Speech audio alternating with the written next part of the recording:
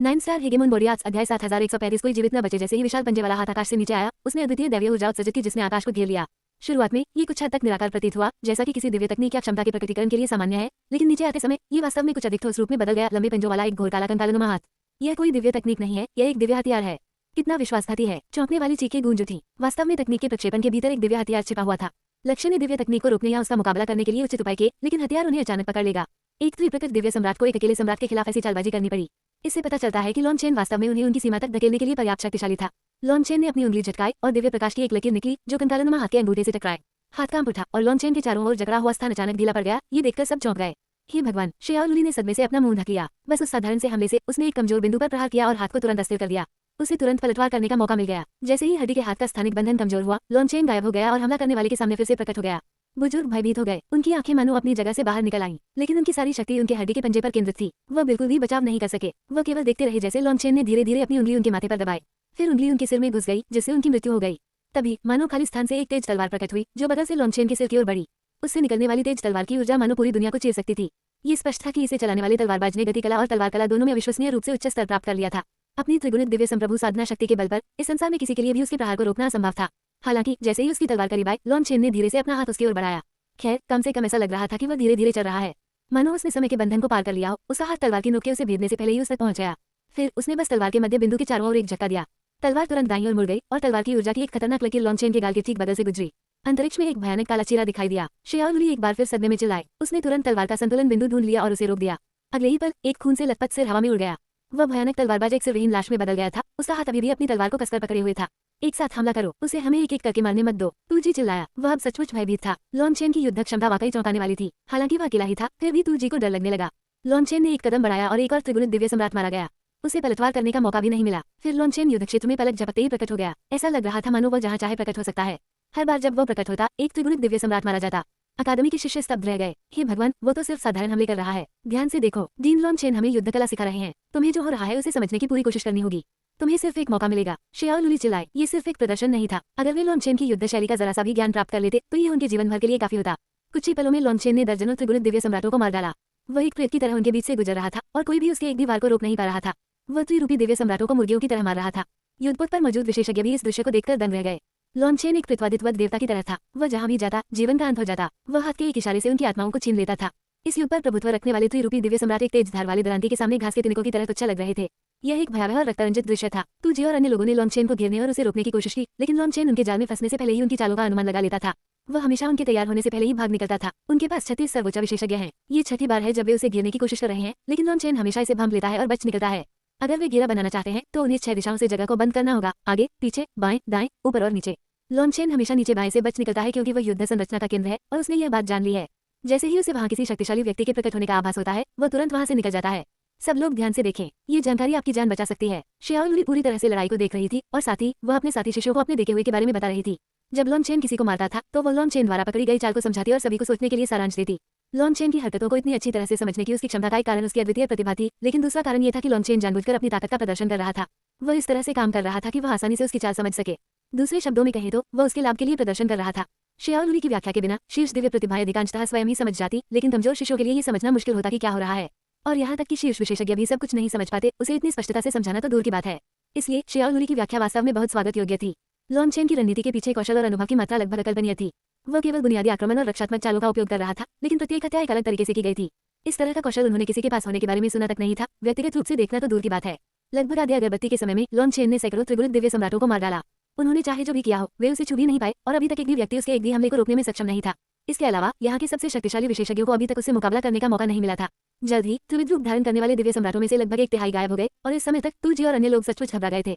लेकिन अचानक कुछ ऐसा हुआ जिससे उन्हें आशा की किरण दिखाई दी। अकादमी की रक्षा दीवार जोर से कांप उठी। झाओ हुनफे का चेहरा बदल गया। वह समझ गया था कि सुरक्षा दीवार उस स्थिति में पहुंच गई है जहां कुछ ही वार से वह रह जाएगी।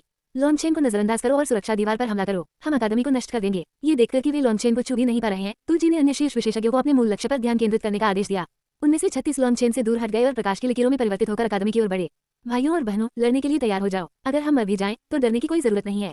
बस हमारा बदला जरूर लेंगे। लॉन्ग जिवे चिल्लाया। तूजी के भयानक विशेषज्ञों के समूह के सामने अकादमी के शिष्यों ने अपने दांत भींच लिए। उनमें से हर एक खून के प्यासे जानवर की तरह था जो दुश्मन को काटकर मौत के घाट उतारने को तैयार था। लेकिन तभी शून्य में हलचल मच गई। कांगलू, लेई लिंगर और हुआ लिंगर द्वार के सामने प्रकट हुए। ठीक है, सबक यहीं समाप्त होता है। प्रथम अकादमी के सभी लोग मेरा आदेश सुनो, बाहर आओ और लड़ो। लॉन्चेन की आवाज स्वर्ग और पृथ्वी में शैतान की दहाड़ की तरह गूंजी। किसी को भी जीवित मत छोड़ो। 9 सितारा हेगेमोन बोरियास अध्याय 7136 भगवान राजा सेना विघटन गीत। लॉन्चेन के आदेश का पालन करते हुए कांगलू, कुआलिंगर और लेई लिंगर आगे बढ़े। खून के राक्षस स्वामी से बचो, उससे सीधे मत लड़ो। अकादमी में प्रवेश करने पर ध्यान केंद्रित करो। लास्ट शैतान संप्रदाय के विशेषज्ञ ने चिल्लाया। वह अब समझ गया था कि खून के राक्षस स्वामी एक कठपुतली था, लेकिन चाहे उसकी स्थिति कैसी भी हो, वो उनका सामना करने लायक प्रतिद्वंद्वी नहीं था। उन्हें अपने प्रारंभिक लक्ष्य पर ध्यान केंद्रित करना था। कुआलिंगर और लेई लिंगर के बारे में बड़े ने ये स्पष्ट कर दिया कि ये दोनों न तो मनुष्य हैं और न ही दानव, बल्कि प्राकृतिक आत्माएं हैं। डरने की कोई बात नहीं थी, इसलिए वे तुरंत अलग हो गए और कांगलू के चारों ओर घूमकर वो लिंगर और लेई लिंगर को पार करने की कोशिश करने लगे। अचानक एक ज्वालावन और एक बिजली का सागर प्रकट हुआ। ज्वालावन से जैद खरगोश और सुनहरे कौवे निकल आए, जबकि बिजली के सागर में अनगिनत बिजली के राक्षस रहा रहे थे।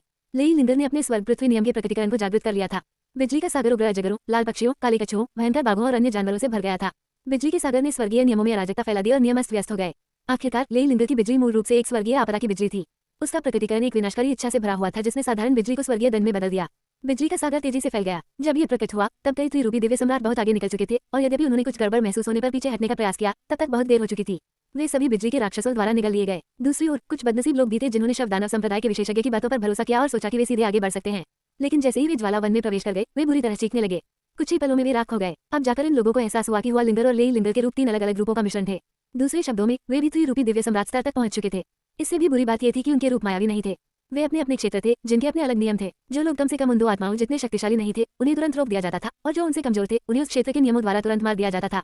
अरे बाप रे, लॉन्चेन के पास 2 ऐसे आध्यात्मिक वशीकरण वाले देवदूत हैं जो त्रिगुणित दिव्य संप्रभु हैं। तू जी का पसीना छूटने लगा। लॉन्चेन स्वयं अत्यंत शक्तिशाली था, और उसके वशीकरण वाले देवदूत और आत्माएं भी उससे कम नहीं थीं। ऐसा लग रहा था मानो इस युद्ध क्षेत्र में 4 लॉन्चेन हो। जैसे ही कांगलू, कुआलिंगर और लेई लिंगर दुश्मन सेना में कूदे, वे 3 तीरों की तरह उनकी पंक्तियों को भेदते हुए आगे बढ़े। इतनी तेजी से होने के कारण सेना तुरंत 2 भागों में बढ़ गई। वे रास्ते से हट नहीं पाए। उच्च आकाश अकादमी के विशेषज्ञ भी तुरंत आगे बढ़े। कांगलू, कुआलिंगर और लेई लिंगर द्वारा खोले गए रास्तों पर 3 समूहों में बढ़ गए। हालांकि अकादमी के शिष्यों को इतने बड़े युद्धों का अनुभव नहीं था, लेकिन इस समय क्या करना है यह न जानना मूर्खता होगी। कांगलू, कुआलिंगर और लेई लिंगर को भाले की नोक की तरह इस्तेमाल करके वे अपनी मारक क्षमता बढ़ा सकते थे और अपने नुकसान को कम कर सकते थे। बेशक शिष्यों का मनोबल ऊंचा था और वे काफी निडर महसूस कर रहे थे, लेकिन इसका मतलब यह नहीं था कि वे अपनी जान की परवाह नहीं करते थे, इसलिए उन्होंने अनुशासन बनाए रखा। दूषण ही एकमात्र ऐसा शिष्य था जिसने अकेले ही दुश्मन सेना पर हमला करने की कोशिश की, ताकि वह एक नया रास्ता बना सके और अपनी ताकत दिखा सके। उसने 3 बार कोशिश की। दुर्भाग्य से हर बार उसे रोक दिया गया। तीसरी कोशिश में वह एक त्रिगुणी दिव्य सम्राट के हाथों लगभग मारा ही गया था। वह इतना डर गया था कि उसने दोबारा कोशिश करने की हिम्मत नहीं की।